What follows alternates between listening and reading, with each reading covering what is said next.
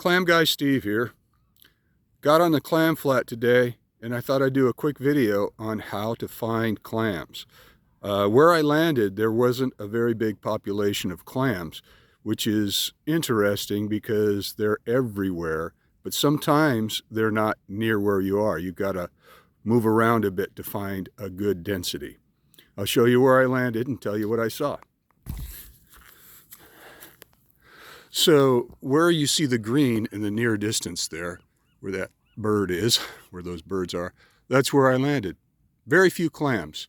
So I walked my boat, I use a kayak, to right here. And when I got to this spot, I found a large density of gaper clams. So as you're looking at the sand, I'll walk up. And you'll see clumps of seaweed and little things sticking out of the sand. Well, those are gapers. Here's an example. That is a decent sized gaper going down.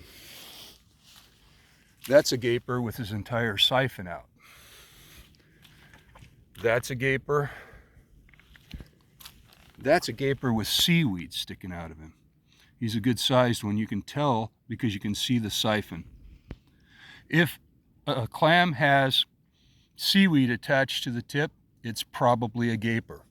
So let's back up a little bit and I want you to look at all the clams in this local vicinity. Each one of those is a clam. It takes a while to train yourself to see them. But that seaweed that's moving, this is all clams. Now, as far as size, I made a gauge to give me an idea how big the clam was.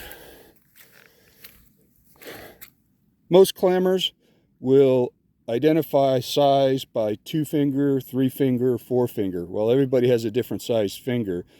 So I made this gauge to kind of make it a little more obvious. Usually I don't dig the white ones, the ones in the white section. The ones in the blue section, if the hole is that big, he's probably big enough to keep. Red section, that's what you're targeting. And if you find a black one, you're doing great. So, see that clam right there? Let's tap it, it'll squirt. And then this will give you some idea as he goes down how big the clam is. So he's right on the verge of blue. That'll give you an idea. That probably will be about 1.5 pound to 2 pound clam. If you go along, this one right here is fairly small.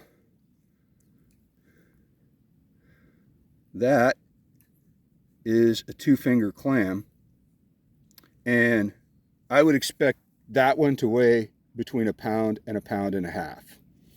Let's see if we can find a bigger one. Ah, here's a good sized one. This one here is sticking all the way out. So let's wake him up. And then you'll notice that when I put the tube on top of him, it goes down substantially. Now that's on the border of red. That is a good sized clam. And that's a good indication that you'll find you have a good sized gaper. Now, right next to it, there's this clam hole, and that has the siphon sticking out. This is a Washington clam, right next to the gaper. This is also a Washington clam, right next to the gaper. And you see the relative size? That one is about 1/2 inch to 3/4 inch versus 3/8 inch. So the bigger the hole, generally the bigger the clam. And this is what you're looking for on the flats. I've got Washingtons and gapers in the same area, and they're good sized gapers. Again, you look at the clam, we'll poke that down, and looks like we've got a blue clam here as he goes down. When their siphons are completely out like that, you can pretty much size them. That's a 2-finger clam. That's a 2-finger clam. We're looking for 3 or 4-finger clams. because they're going to be the bigger ones. That's a 2-finger clam. That's a 2-finger clam. These two, right there and right there, are 3-finger clams. And this is the kind of area where you want to dig, where they're close together. And notice how that one is almost completely covered in seaweed. So we've got 2 3-finger clams close together. If you dig a hole right here, you should be able to get them both. And while you're doing it, you'll get that Washington and maybe even that Washington. So that is a Washington hole. And that's a decent size. That's a 1/2-inch hole for a Washington. That's about what you're looking for.